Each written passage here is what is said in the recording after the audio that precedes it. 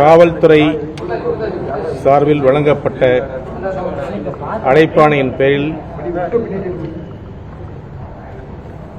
இங்கே வந்து அவர்களை சந்தித்தேன்.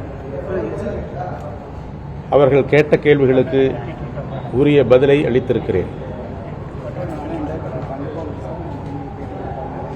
ஜெயக்குமார் அவர்கள் மரணம்,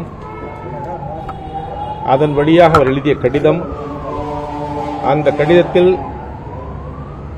அவர் எனக்கு பணம் கொடுத்தார் என்றும் அந்த பணத்தை திருப்பி கேட்டபோது அதை சட்டமன்ற உறுப்பினத்தில் பெற்றுக்கொள்ள வேண்டும் என்று சொல்வதாக அவர் எழுதியிருக்கிறார்.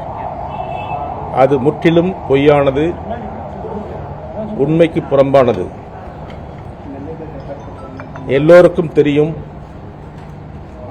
தேர்தல் காலத்தில் கட்சி தலைமை அல்லது வேட்பாளர்கள்தான் எல்லா செயல்பாடுகளையும் உதவிகளையும் தேவையான தேர்தல் நடைமுறைகளையும் செய்வது வழக்கம். இது காங்கிரஸ் கட்சிக்கு மட்டுமல்ல, எல்லா கட்சிகளுக்கும் பொருந்தும். தமிழக அரசியலில் கடந்த 54 ஆண்டுகள் பயணித்திருக்கிறேன். இதுவரை யாரும் என்னிடத்தில் பணம் கொடுத்ததாக, நான் வாங்கிக் கொண்டதாக என்ற குற்றச்சாட்டை இதுவரையில் யாரும் வைக்கவில்லை. நான் திரு ஜெயக்குமாரிடத்தில் பணம் வாங்க வேண்டிய அவசியத்திலும் இல்லை, பணம் சம்பந்தமான விவகாரங்களை நான் கவனிக்கவும் இல்லை. தமிழ்நாடு காங்கிரஸ் தலைமையின் வேண்டுகோள் படி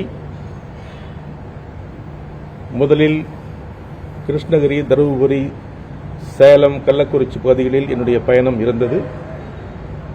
அந்த பயணம் முடித்து திருநெல்வேலிக்கு நான் செல்ல வேண்டும் என்று வேண்டுகோள் வைத்தார். அந்த அடிப்படையில் இங்கே வந்து தேர்தல் பணிகளை ஒருங்கிணைத்தேன்.